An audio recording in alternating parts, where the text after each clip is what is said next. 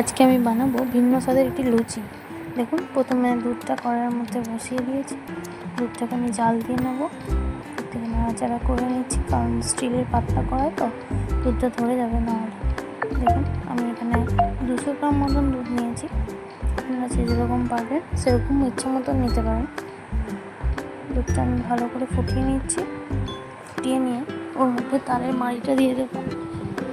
তালের মাড়িটা দিয়ে আমি ভালোভাবে ফোটাবো। আবার দুধটা দেখুন ভালোভাবে গরম হয়ে গেছে এবং ফুটছে। আশেপাশে থেকে দেখতে পাচ্ছেন ফুটছে। এবার আমি তালের মাড়িটা দিয়ে দেবো। দেখুন, তালের পাল্পটা দিয়ে দিলাম। তালের পাল্পটা দুধের মধ্যে দিয়ে দিচ্ছি। এক হাতা করে তালের পাল্প দিয়ে দেবো। এই সাইডে অল্প, ওই সাইডে অল্প করে দিয়ে দেবো তালের পাল্পটা। তালের পাল্পটা আমি আগে থেকে ফুটিয়ে রেখেছিলাম। না ফুটিয়ে রাখলে কাঁচা পাল্পটা দুধের মধ্যে দিলে তো কেটে যাবে, তার জন্য ফুটিয়ে রেখেছিলাম। দুধের মধ্যে এখন তালের পাল্পটা দিয়ে দিচ্ছি। দিয়ে আমি আবার এটাকে ভালোভাবে ফুটতে দেবো। এখন ফুটছে, এরকম নাড়তে থাকবো আস্তে আস্তে করে।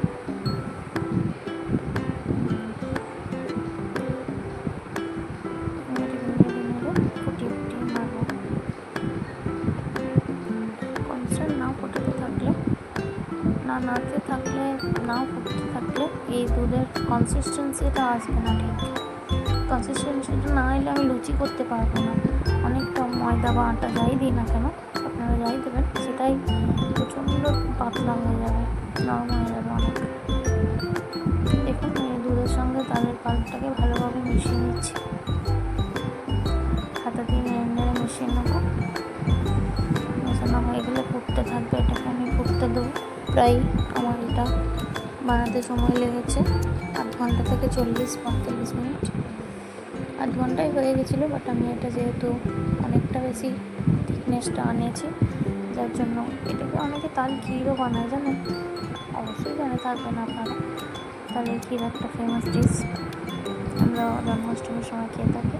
তবে এরকমভাবে লুচি বানাবেন, দেখবেন খুব নরম তুলতুলে লুচি হবে, খুব সুন্দর খেতে লাগবে।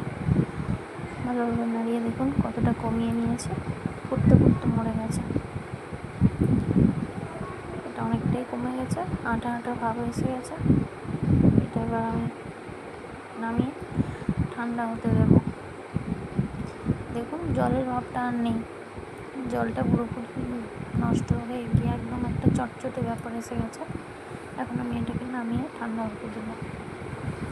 নামিয়ে নিয়েছি, এর মধ্যে ময়দা দিয়ে দিচ্ছি। আমি এখানে ময়দা ইউজ করেছি প্রায় 2 থেকে 250 গ্রাম। আপনারা যেরকম পরিমাণ মতন দেবেন সেটা পরিমাণটা দেখে নেবেন।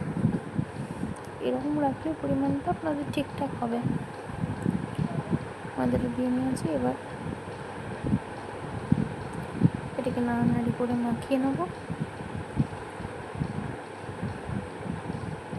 মাখিয়ে নিচ্ছি, হাতে করে মাখাচ্ছি। একটু হালকা গরম হয়ে গেছে তালের পাল্প তো, যতই আপনারা নামিয়ে ঠান্ডা করে নেন না কেন, ওটা ঠিকই গরম ভেতরে ভেতরে থেকে যায়। এটা যেই মাখতে যাবো হাত চামড়া পুড়ে যাবে। একটু নুন দিয়ে দিচ্ছি সামান্য স্বাদের জন্য, নাহলে একদম আলাদা লুচির মতন খেতে লাগবে। 2 চিমটে নুন দিলেও আপনারা আপনার স্বাদ মতন দিতে পারেন নুনটা। আমি এবার এটাকে ভালোভাবে ঘুরিয়ে ঘুরিয়ে মেখে নেবো। মাখা হয়ে গেলে আমি এটাকে ডো তৈরি করবো। ভালোভাবে মিশিয়ে মাখছি, কারণ যাতে কোনোভাবেই কোনো দলা থেকে না যায়। দলা থেকে গেলে লুচিটা ঠিকঠাকভাবে ফুলবে না।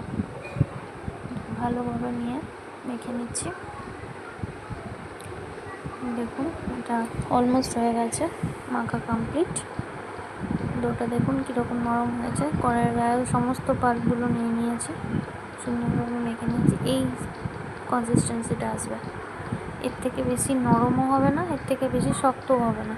শক্ত হয়ে গেলে লুচিগুলো শক্ত লাগবে, টানতে হবে। কিন্তু এই থিকনেসটা থাকলে, এখন আমি লেগুলো বানিয়ে নেব। লুচিগুলো খুবই সফট হবে খেতে। দেখুন, টানাটানি করছি মনে হচ্ছে। একটু হাতে সরষের তেল নিয়ে নিতে পারেন যদি অসুবিধা হয়। আমি এটা একটা একটা করে ডোগুলো বানিয়ে নিচ্ছি। ডোগুলো সমস্তগুলো বানানো হয়ে গেলে আমি এটাকে লিখে দেবো টাকাতে। একটা একটা করে লুচি বানিয়ে আর দেখুন এরকম বানিয়ে নেবো গোল গোল করে। একটা একটু বড় রয়ে যাচ্ছে যেগুলো, সেগুলো সমান পরিমাণে করে নেবো। সমান পরিমাণে না করলে একটা বড় একটা ছোটো হয়ে যাবে। দেখুন আমার সব কমপ্লিট। এখন আমি বেলতে থাকবো। কড়াই তেল গরম করে একটু তেল নিয়ে নিচ্ছি, তেল দিয়ে বেলছি, বেলে নিচ্ছি হালকা হাতে। লুচি সবসময় একটু মোটামুটি চেপে বেলতে হয়, জানেন তো, নাহলে ফুলতে চায় না। হয়ে গেছে অলমোস্ট। এখন আমার এগুলো হতে থাক, আমি কড়াইয়ে তেলটা গরম করে যাচ্ছি। কড়াইটা বসিয়ে দিয়েছি, তেলটা গরম করতে দেবো। তেল দিয়ে দিলাম কড়াইয়ের মধ্যে, তেলটা গরম হোক। তেলটা আসছে নাকি আস্তে আস্তে দেখে নিতে হবে। দেখুন তেলটা গরম হতে থাকছে ততক্ষণে আমি ওদিকে কিছু লুচি বেলে নিয়ে রেখে দিচ্ছি। তেলটা গরম হয়ে আসছে, মনে হচ্ছে তেলটা গরমই হয়ে আসছে। এখন আমি লুচিগুলো ছেড়ে দেখতে হবে তেলটা গরম হচ্ছে কিনা। তেলটা কষে গরম না হলে লুচিগুলো ফুলতে চাইবে না, তাহলে লুচি তো ভেতরে আবার কাঁচা থেকে খেলে ভালো লাগবে না খেতে। ময়দা জিনিসটাই একটু অদ্ভুত ধরনের। দেখুন লুচিটা দিয়ে দিয়েছি, সুন্দর ফুলে উঠছে। দেখুন ফুলে উঠেছে লুচি, ব্যাস এখন রেডি। গরম গরম ফুলকো ফুলকো তালের লুচি, এগুলো আমি এভাবে তুলে নেব। একটা একটা করে লুচি ভাজতে থাকছি। আবার একটা দিয়ে চলে গেল তেলের মধ্যে লুচি, তুলতে থাকছে।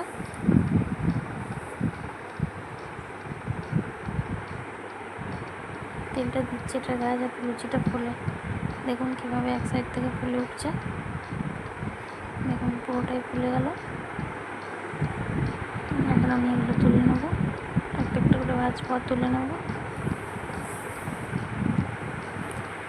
তেলটা এবার খুব গরম হয়ে গেছে। দেখুন লুচিটা দেওয়া মাত্রই কেমন করছে, ফুটন্ত তেলে লুচি চলে যাচ্ছে না, বেশ ভালোই লাগছে দেখতে। লুচি খেতে তো আমরা বাঙালিরা সবাই ভালোবাসি, তাই না বলুন। দেখুন এটা কীভাবে ফুলছে, প্রত্যেকটা লুচি ফুলবে না, ফোলার কোনো কারণ নেই। একটু তেলটা ঝাড়িয়ে নেব, ঝাড়িয়ে উঠিয়ে নেব। আমার রেডি হয়ে গেছে ফুলকো ফুলকো তালের লুচি। আপনারাও বানিয়ে ফেলুন চটপট, বানিয়ে জানাবেন কিন্তু কেমন লাগলো রেসিপিটা, জানাতে ভুলবেন না।